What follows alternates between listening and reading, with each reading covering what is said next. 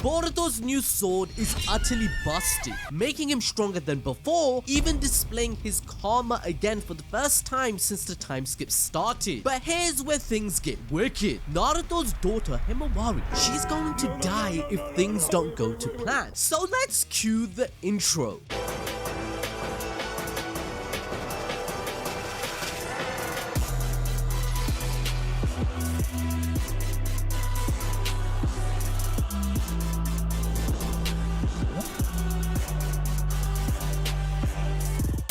Blue Vortex chapter 28 picks up the pace, with Inojin immediately learning a new jutsu that Kashin Koji found out about by looking into the future. He learns it in one day, with Boruto being impressed, but Inojin, showing attitude, states that he's only doing this to protect Konoha and Himawari from dying. In response, Boruto claps back. Omnipotence has this fodder thinking he's the enemy, and he doesn't know Boruto is Himawari's brother. So our MC claims that just because he likes his sister and wants to marry her, he doesn't accept him either. In fact, if he ever made her cry, he would personally pay him a visit to shave his head off in embarrassment with his ugly ass haircut. Now, as Boruto teleports away, Bro is shocked and frozen in place. Inojin doesn't understand why Boruto is so protective, and then he proceeds to put all the blame of the world's problems on him, where he starts hearing cricket sounds as Koji just stands there silently knowing that Boruto cooked his ass. Me personally, I wouldn't take this level of disrespect. The scene then shifts back to the interrogation that is being conducted by the daimyo, trying to sniff out the rat in Konoha. Shikamaru is let go because they realized in chapter 27 that he's too dumb to play such a role, but Ino has his own suspicions. He makes a Discord call to the sensory unit to check all the logs and lines of communication between ninjas to see if secretly these guys are hiding something from him, but he gets no results, as Shikamaru is playing 5D chess using a hidden line that can't be traced. Meanwhile, the next victim of interrogation is Mitsuki, the actual person that freed Boruto back in chapter 14. His omnipotence was broken free when he fought Boruto, and then he realized he is truly his son to his moon. Now, whilst he's being asked questions, we then witness Boruto pay Sumire a visit to retrieve his upgraded sword. It's powered up more than ever. Sumire explains that the blade has all its strength and cutting ability maxed out now. However, the blade will now automatically maintain his Uchiha blade jutsu, coating it with chakra and electricity. Now, thanks to getting the blueprint from the future on how to create such an amazing technology, the sword is now registered to Boruto, Sasuke, and Sumire's chakra signal. Once they hold it, it will automatically take only a small amount of chakra to maintain their jutsu. But there's also a crazy defensive mechanism built in. If Jura or any opponent tries to use the sword against Boruto, it will massively and constantly drain their chakra to zero, just like the old prototype did back in chapter 18. This could be used as a fantastic strategy to dupe opponents like Jura or dumb down opponents like Mamushi's clone. Remember that in chapter 27, the more clones he produces, the more stupid he will become. That means although they think they have an advantage, they will only slowly die. However, the upgrades just don't end, people. Sumire claims that the sword has been created with a special material, which will only be revealed later on. Now, through speculation, we can say it might be material from a god tree. Then enemies like Jura or Hidari, who are Shinju born from God Tree, they would be weak to it,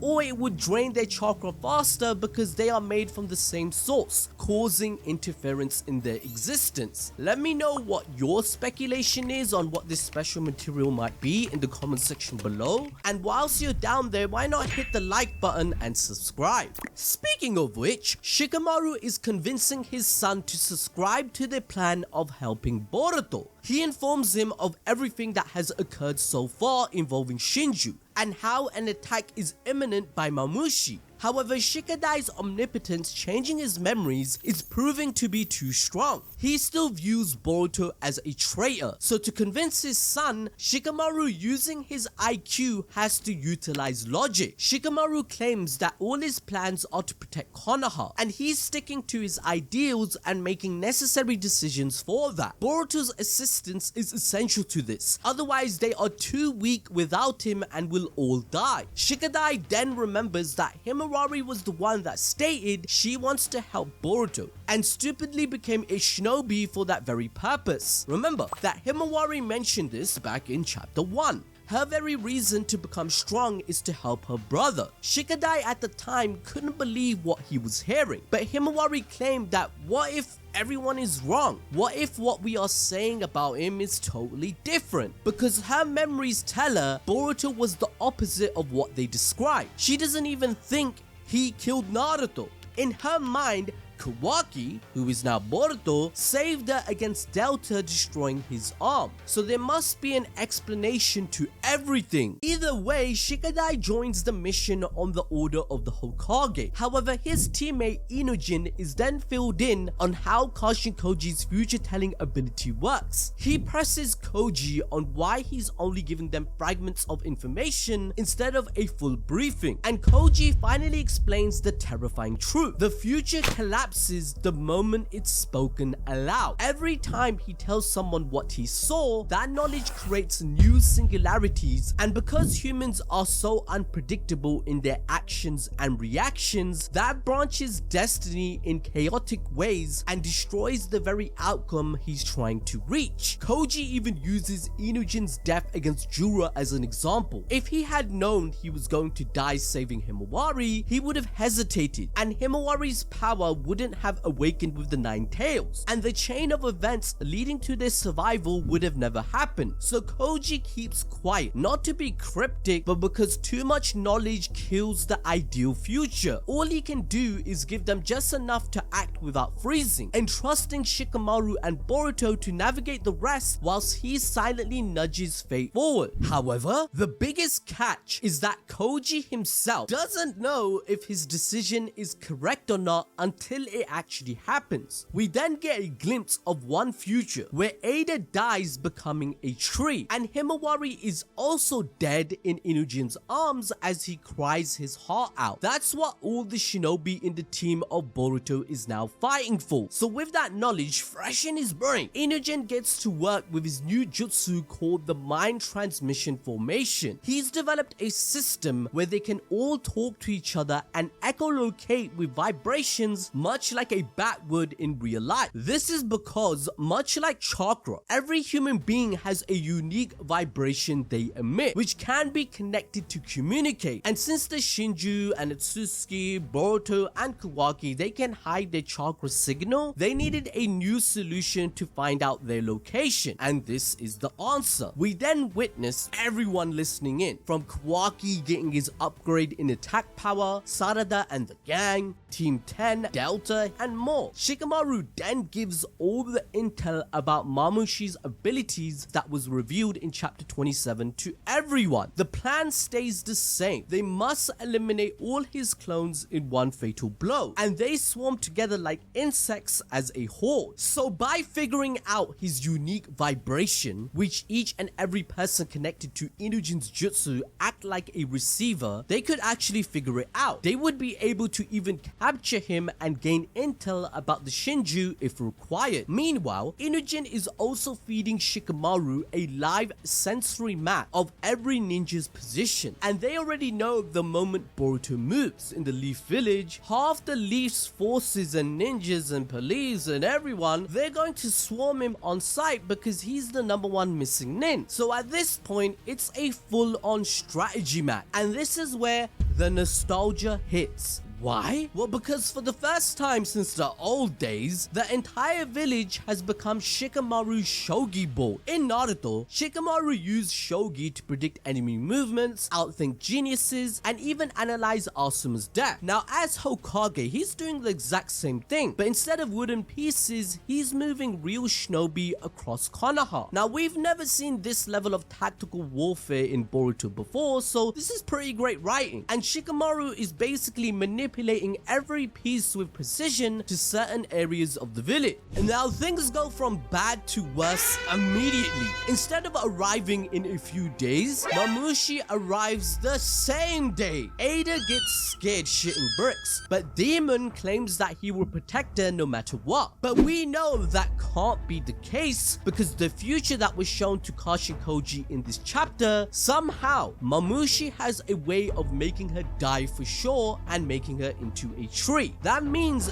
Damon could fail despite being the strongest. This could be because when Mamushi divides and dumbs down, he is unable to emit bad intentions towards Demon. Hence, his reflection ability wouldn't work. Mamushi then arrives speaking to locals about their whereabouts of Ada because he's her #1 fan. He's subscribed to the OnlyFans, right? And he wants to devour her. But guess what? They don't know a thing. Boruto then uses flying Raijin to teleport to their vicinity. He's placed various marked objects all across the village already. He swiftly flies there to help. All of them must support Boruto to win this battle and save Ada's life. But in the meanwhile, another clone of Mamushi appears, ordering the other to kill the civilians if they don't know anything. Now, just about when they're gonna question the guy and his ugly mug, why do you have only 3 toes? You look like a freezer looking alien, and they're about to lose their lives. Guess what? Boruto saves the day! With his new sword and power, Boruto one-shots the clone into pieces in this sick-ass panel, which was fire!